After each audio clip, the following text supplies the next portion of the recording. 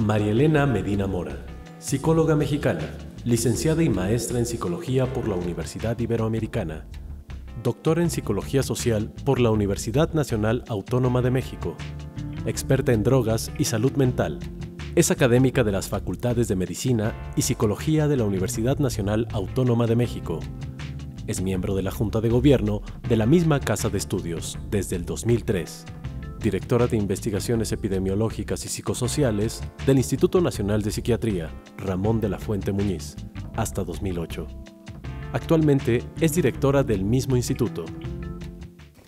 Bueno, muchas gracias. Quiero agradecer a México Unido a la invitación. No es la primera vez que tengo el agrado de estar con ustedes y el día de hoy me han pedido que hable sobre la experiencia mexicana en salud pública.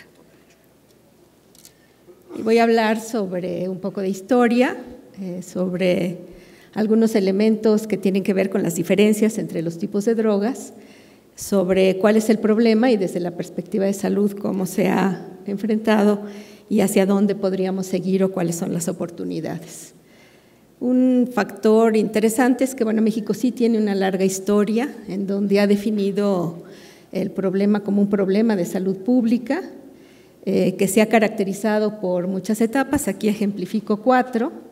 Tenemos de 1969 a 72, empiezan a haber los primeros centros de tratamiento en la tradición que los conocemos ahora. Desde luego, antecedentes hay muy anteriores a esta época de esfuerzos para enfrentar el problema. En 1986, ya en la Ley General de Salud, se habla de un programa nacional, se crean los consejos nacionales y también se trabaja mucho más con las organizaciones de la sociedad civil. En 95 hay un esfuerzo de México por trabajar con Naciones Unidas en un análisis de la política de drogas y uno de los grandes logros fue trabajar sobre la importancia de que los países reportaran también sobre la reducción de demanda, es decir, sobre lo que estaban haciendo para atender su propio problema. Y actualmente tenemos este esfuerzo nacional que tiene un elemento muy importante, que es la incorporación de la atención al problema en el sistema de protección social a salud, que le da una cobertura de atención y que entonces hay un reconocimiento formal del derecho a tratamiento porque hay un financiamiento para el mismo. Ahora, a pesar de que a lo largo de la historia ha habido una serie de recomendaciones de dónde invertir los recursos de salud, lo que vemos muy claro es que México siempre creyó en la importancia de invertir en tratamiento y aunque los testimonios, las recomendaciones en un principio eran no invertir, vemos muy claramente cómo el tratamiento funciona y que esta vieja prescripción estaba equivocada y actualmente se tiene esta definición de la enfermedad con un derecho a tratamiento y lo que vemos en la gráfica de abajo nada más es una comparación de cómo una enfermedad crónica tiene el mismo nivel de recuperación y esto nos permite tener confianza en que las personas que quieren dejar de usar puedan tener derecho a tratamiento y se les pueda dar un tratamiento adecuado.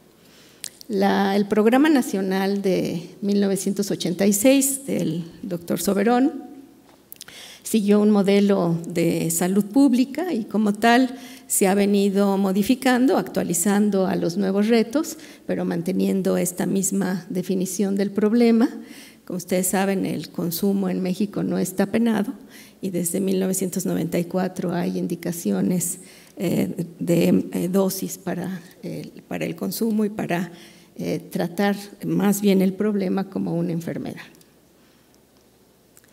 Ha habido una serie de datos que nos hablan de cómo ciertas estrategias, en este caso de regulación, tienen impacto. Aquí estamos comparando las estadísticas de consumo de drogas entre 1974 y 88, entre estas son drogas médicas utilizadas fuera de prescripción y vemos cómo cuando se introducen los mecanismos para la prescripción, para el control del uso por prescripción médica, hay una disminución del abuso y los índices de consumo desde entonces se han mantenido bajos. Esta iniciativa, como les decía, es una iniciativa del presidente Zedillo, que lleva junto con algunos países a hacer este planteamiento y, digamos, esta declaración de principios de reducción de la demanda, que eran principios que México ya tenía involucrados, pero que amplía y sigue desde entonces. Y actualmente pues se tiene este esfuerzo nacional de mejorar la información, de mejorar el tratamiento y de otros modelos de prevención y otras actividades. Uno de los aspectos interesantes de las políticas es que ha habido continuidad entre las diferentes administraciones de salud en el problema y se han ido actualizando la manera de enfrentarlo desde la perspectiva de salud. Ha habido una serie de medidas, hay información para las personas que estén interesados en cuál ha sido el impacto de algunas de estas medidas. Por ejemplo, este es el caso del control de precursores, son los indicadores de los ingresos a tratamiento en centros especializados para este fin y vemos cómo en el momento en que se logró esta reducción de precursores hubo una disminución que después digamos, no desapareció por el incremento de la disponibilidad de otros precursores. Ahora, se habla mucho de la diferencia entre la marihuana y otras drogas.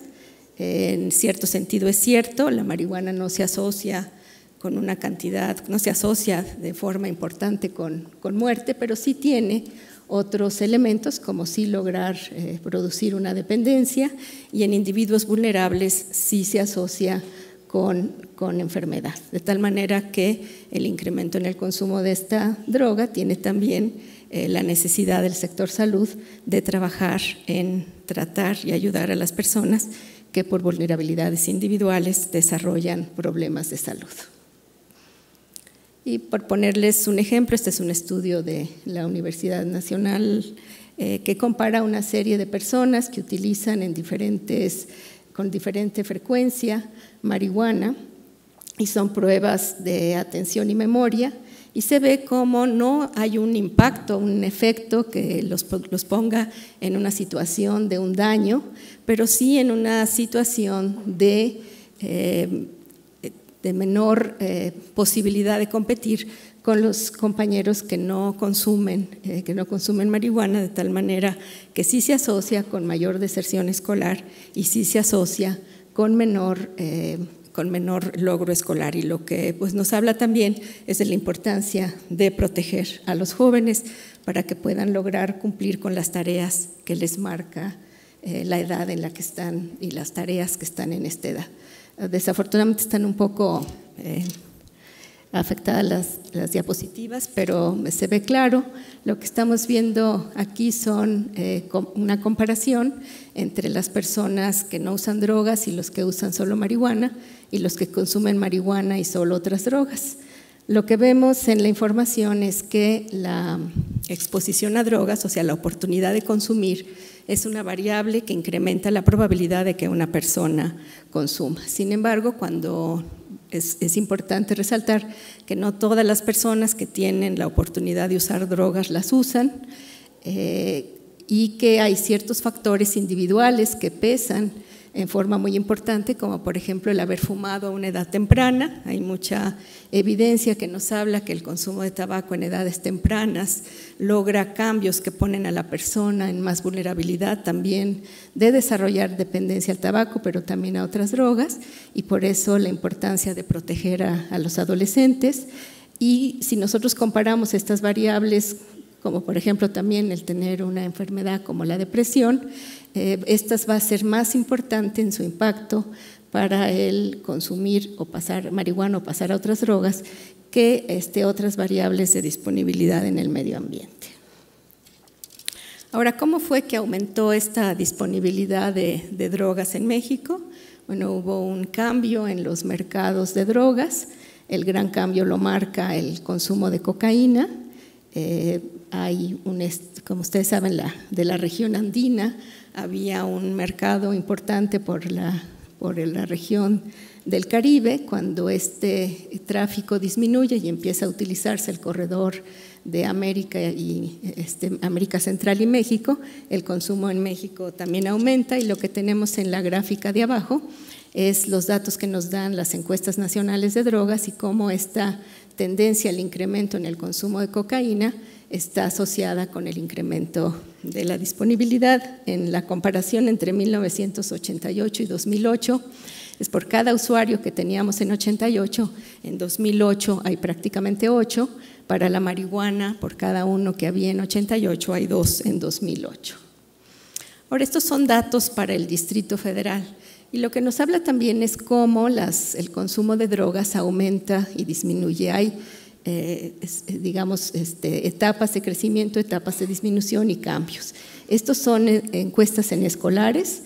Lo que vemos es cómo empieza la cocaína a un nivel muy bajo, cómo este incremento que vemos en las encuestas de hogares se observa. En estudiantes siempre vemos una tendencia un poco antes de lo que vemos en población general, y vemos esta disminución en el consumo de cocaína posterior, pero al final una estabilización. Y si nosotros comparamos estas gráficas, estos son personas que son todos usuarios de drogas, son personas detectadas en instituciones de salud y procuración de justicia en la Ciudad de México. Vemos claramente esta misma tendencia al decremento en el consumo de cocaína. Pero si vemos los datos, por ejemplo, de centros de integración juvenil, que tienen también una base de información muy importante y muy útil, vemos este decremento en la cocaína y un pequeño incremento hacia el 2010. Entonces tenemos estas estadísticas que de diferentes fuentes de información nos dicen más o menos lo mismo, y eso pues nos permite entender un poco la consistencia que hay en estas y tener un poco más de confianza en estas estadísticas. A pesar de todo, pues vemos que los índices de consumo en México son relativamente bajos y muy parecidos a lo que tendríamos en Perú, Ecuador o Venezuela. Pero a pesar de esta, digamos, diferencia en las tasas, lo que sí vemos es un incremento en la proporción de la población que está usando, que está usando drogas más frecuentemente. Si hay una disminución de los que se quedan en nivel experimental y un aumento de los que consumen más, y también tenemos un incremento en los índices de dependencia. De tal manera que la respuesta a qué hacer con estas drogas o con estas estadísticas, o este problema que nos dicen las estadísticas, es trabajar sobre prevención y sobre tratamiento. Y hay una gran cantidad de instituciones dedicadas a este fin. ¿Por qué hacer el énfasis en los adolescentes? Bueno, porque el inicio es en la adolescencia. Cerca del 65% de los usuarios de drogas se iniciaron antes de los 17 años. También vemos que hay impacto. Aquí estamos comparando el consumo de alcohol y drogas. Debe decir, la parte de la gráfica de abajo es drogas, ya no puse la de tabaco. Tendríamos el inicio, como el inicio en el consumo de drogas se asocia con riesgo suicida posterior, y nosotros sabemos que el intento suicida en México, en donde está más creciendo, es en los grupos de adolescentes. De tal manera pues, que hay una obligación de cuidar a estos chicos en riesgo, y vemos cómo es alrededor de los 13 años en donde se incrementa este riesgo. ¿Qué es lo que vemos con la prevención? Pues sabemos que no todos los modelos de prevención que se han utilizado han sido eficientes, por eso es muy importante, ni eficientes ni eficaces, y por eso es muy importante que se tenga siempre una evaluación de la intervención, aunque sí sabemos que ciertos modelos que funcionan bien, tienen un impacto pequeño. Aquí estamos comparando las personas que han estado expuestas a la oportunidad de usar drogas, cuántas usaron y cuántas no, dependiendo si estuvieron o no expuestos a la prevención. Vemos que sí hay un impacto. Hay investigadores como el doctor McLaughlin y también que nos hablan de que este impacto pequeño puede tener un impacto muy grande en la población por la cantidad de población que se puede exponer a los programas de prevención. Una situación que también era aparente es que había una gran proporción de personas que necesitaban ayuda y no estaban recibiendo tratamiento, entonces se aumentó la oferta de tratamiento y pues un reconocimiento muy especial a las organizaciones de la sociedad civil y a los de ayuda mutua en este caso, que son los que más personas tienen bajo su cuidado. ¿Qué es lo que se hace a nivel nacional? Pues ampliarlo, crear una red con las diferentes centros y las diferentes ofertas de tratamiento, y creo que uno de los elementos más interesantes ha sido incorporar a las organizaciones de la sociedad civil y apoyarlos en el financiamiento de la atención que dan a los adictos más graves o que tienen situaciones más severas. ¿Cuál sería la oportunidad para seguir adelante? Pues trabajar en promoción de la salud, sobre todo lograr estilos de vida saludables. Es muy importante llevar que se llegue el mensaje adecuado. Creo que es importante consolidar esta red de tratamiento que está iniciando y que tiene que hacerse fuerte y probar resultados, tener intervenciones en la primero, segundo y tercero nivel de atención. Actualmente en muchas instituciones se trata las consecuencias como la cirrosis, las lesiones, pero no necesariamente la adicción. Tenemos que trabajar en eso. Desde luego tratar la enfermedad mental, porque sabemos que este es uno de los factores de riesgo más importantes para que si un chico que tiene una enfermedad que no es tratada, si se encuentre con las drogas, se vuelva dependiente a ellas y desarrolle entonces más gravedad en la enfermedad mental y tener una nueva enfermedad. Es también una de las medidas preventivas más promisorias por el riesgo atribuible a la enfermedad mental. Desde luego la capacitación y el tratamiento para la dependencia grave y las medidas de reducción de daño. Ese será tema de las siguientes conferencias, de tal manera que yo aquí lo dejo. Muchísimas gracias.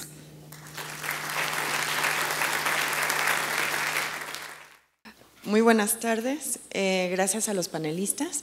Tenemos 15 minutos para las respuestas. Voy a empezar con algunas preguntas generales y después en el mismo orden les vamos a dar la palabra. En primer lugar, hay una pregunta sobre la valoración de la aplicación de la normatividad en lo que respecta a los centros de tratamiento. Si pueden dar su opinión, por favor. Y una pregunta que de hecho se repite, que si se habla de legalizar las drogas, ¿mediante qué modo creen ustedes que podría funcionar en el caso mexicano? ¿Sería a través de las tiendas o farmacias? ¿Qué tipo de drogas? ¿Para qué edades y lugares restringidos? Me voy a enfocar en esas dos y les voy a dar la palabra a la doctora.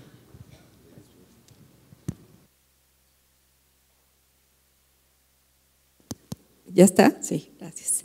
Contestaría lo relacionado con la norma en los centros de tratamiento, y creo que aquí tenemos que hacer una distinción entre centros de tratamiento que son llevados a cabo o coordinados por las asociaciones de la sociedad civil.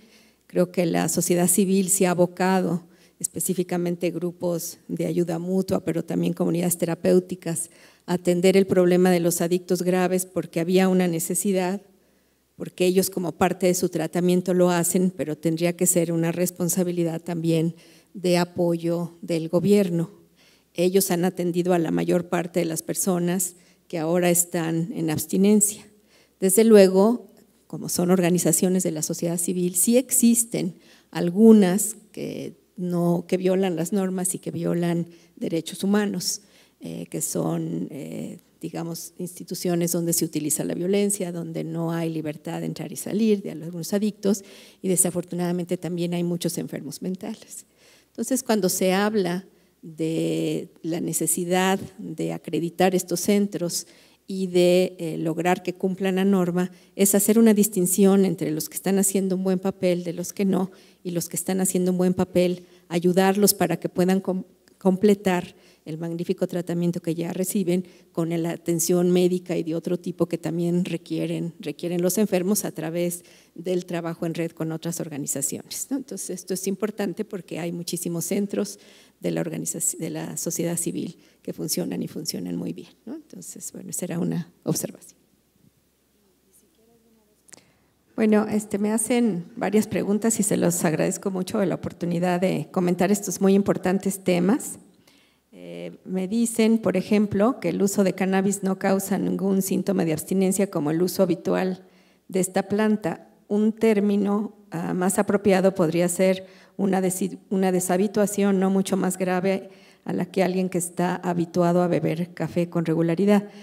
Tengo que estar de acuerdo con esta observación. Creo que a veces tenemos que tener más elementos para hablar de las diferencias de drogas. Sí hay síntomas que se asocian con cuando una persona la consume regularmente y la deja de usar, sí hay síntomas importantes que se asocian, pero desde luego sí podemos hablar de una habituación y también una reacción a cuando la droga ya no está en el organismo, pero ciertamente tiene un nivel diferente a lo que podrían ser otras drogas como la heroína o el crack, ¿no? Que la forma fumada de la cocaína. Entonces creo que es importante que avancemos en buscar palabras, términos que describan mejor lo que pasa con las sustancias y podamos tener políticas basadas en evidencia.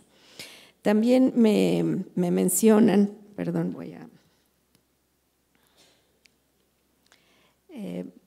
que atender cuando se es adolescente es demasiado tarde y hacen una observación importante sobre atender en la familia. Estoy totalmente de acuerdo. Cuando la prevención tiene que iniciar desde antes de que nazca el bebé, en la preparación de la pareja, en todo lo que son los factores de riesgo en la infancia, que son los que más pesan para que una persona crezca con problemas y luego se vuelva dependiente a drogas si se encuentra con ellas. El énfasis en la adolescencia es sobre esta importancia de realmente controlar y el que los jóvenes puedan pasar esta etapa sin beber alcohol, sin fumar, sin tomar drogas, y esto entiendo que es una situación compleja, pero toda la evidencia nos habla de que esta etapa es una etapa de mucho riesgo y que se impide el desarrollo de las tareas que tienen ajustadas en esta edad. Me piden bibliografía, está el número de la página y mi correo electrónico con mucho gusto porque no tenemos tiempo para hablar mucho de esto, pero también me hablan de este grupo que trabaja en un programa de rehabilitación de adicciones en una prisión. Pues primero reconocer el trabajo tan excelente que tiene este grupo en Santa Marta. Es un grupo también de la sociedad, digamos, sociedad civil y de organizaciones en este sentido que hacen un trabajo estupendo. Es importantísimo tener programas en las cárceles. Cuando una persona entra adicta a la cárcel, no es tratada, sale de la cárcel adicta, delinque y entra, sale para delinquir porque no tiene la droga y vuelve a entrar. Entonces es importantísimo. Lo que nosotros sabemos que funciona en estos programas de la evidencia científica, pero que se relaciona mucho con el trabajo que de todas maneras ustedes están haciendo, es que tiene que haber tratamiento, que el tratamiento se tiene que intensificar en la preliberación y que es muy importante que continúe una vez fuera de la cárcel, porque esto significa también un momento de muchísimo riesgo para las personas que son adictas y que han estado en prisión. Me habla sobre si creo que los políticos de salud, ¿todavía tengo tiempo? ¿O ya se los paso a lo que sigue? Ok. ¿Tienen la capacidad para enfrentar el problema? Yo creo que sí. Tenemos a grandísimos científicos y médicos en el sistema que entienden perfecto el tema.